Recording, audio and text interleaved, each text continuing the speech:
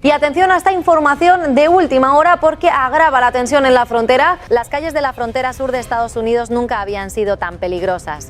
Millones de personas que llevan años viviendo a la sombra de las políticas antiinmigrantes y de las interminables redadas de los agentes del ICE ya no pueden más. Sin embargo, en este escenario no se trata de los manifestantes habituales, sino de las comunidades indígenas, los verdaderos dueños del continente, a quienes se ha intentado invisibilizar durante siglos. Y además, a lomos de caballos, con arcos y flechas en las manos. La chispa que se encendió con la muerte de Lorenzo Salgado se convirtió en muy poco tiempo en un incendio histórico que sacudió a todo el país.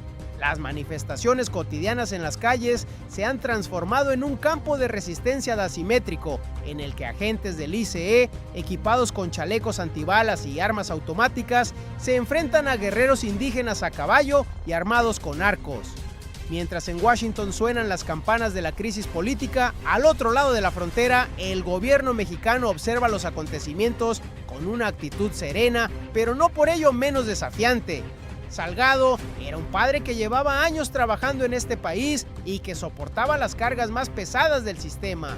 Sin embargo, perdió la vida en una de esas operaciones de los agentes del ICE, que según se afirma son rutinarias, pero que en realidad se convirtieron en una caza. ¿Qué tal? Muy buenas tardes, les saluda Marlene Guzmán, hoy por Joana Suárez. Al principio, todo discurría dentro de un ciclo de reacciones clásico. Las organizaciones de derechos humanos emitían comunicados de prensa, las asociaciones de estudiantes organizaban manifestaciones y los sindicatos publicaban mensajes de condena. En numerosas grandes ciudades, desde Texas hasta Illinois, la gente había salido a las calles con pancartas en las que se leía «Queremos justicia» y «No separéis a las familias». La desesperación acumulada durante años por miles de familias a las que les han derribado la puerta a medianoche, a las que han detenido de camino al trabajo y a las que han separado de sus hijos, ha dado paso al valor de personas que ya no tienen nada que perder. A medida que la magnitud de las manifestaciones crecía día a día, el aumento de la violencia ejercida por el ICE abrió la puerta a esa gran sorpresa que nadie había previsto y que ni siquiera figuraba en los informes de los servicios de inteligencia estadounidenses: la resistencia de los pueblos ancestrales. El momento decisivo que cambió por completo el curso de los acontecimientos tuvo lugar durante la segunda semana de las protestas. Cientos de indígenas mexicanos, procedentes de zonas cercanas a la frontera con Texas, de regiones del sur e incluso del otro lado de la frontera, dejaron de lado los métodos modernos de protesta y comenzaron a llegar a las ciudades a lomos de sus caballos. No se trataba de una acción cualquiera, sino de una auténtica repetición de la historia. El avance por el asfalto de estos grupos, vestidos con trajes de guerra tradicionales, con pinturas de guerra en el rostro y portando en sus manos arcos y flechas heredados de sus antepasados, dejó atónitos a los espectadores. Intentáis expulsarnos de estas tierras, pero no olvidéis que ya estábamos aquí antes de que se trazaran las fronteras, gritaban los indígenas que se hicieron con la ventaja psicológica de la resistencia al instante. Esta acción de los grupos locales distaba mucho de ser una mera demostración de fuerza simbólica. Su objetivo era, directamente, detener las operaciones del ICE y reducir a cero la capacidad de movimiento de los agentes. Los vehículos blindados del ICE, que avanzaban por las calles como si fueran tanques, se encontraron con una táctica de resistencia que no esperaban en absoluto.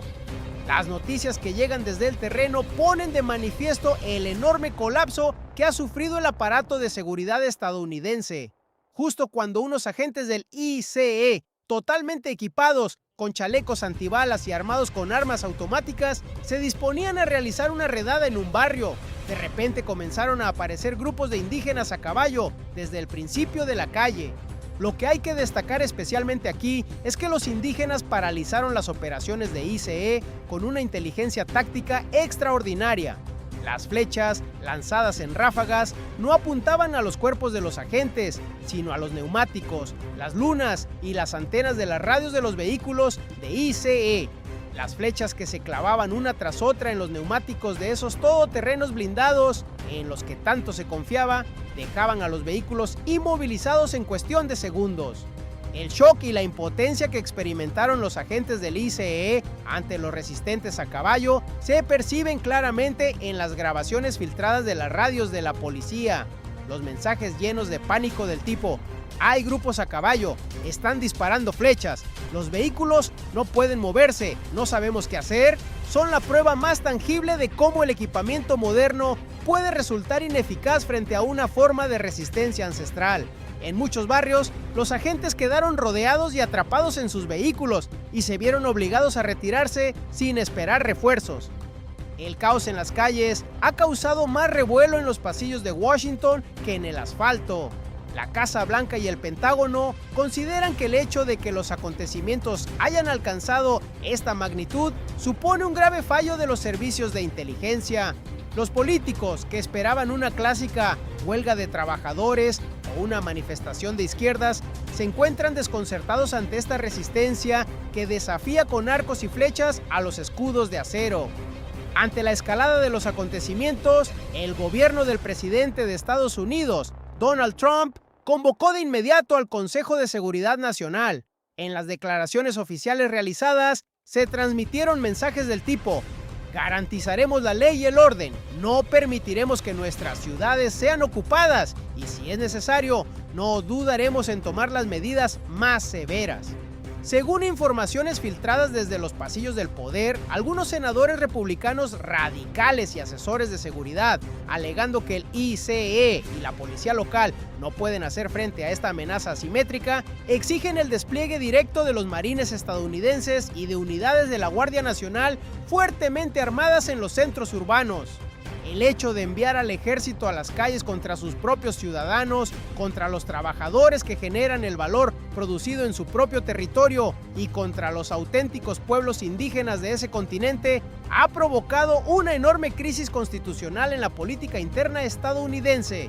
Por su parte, el ala demócrata y numerosos defensores de los derechos civiles se oponen con vehemencia a esta decisión, afirmando que si el ejército sale a las calles, esto se convertirá en una guerra civil.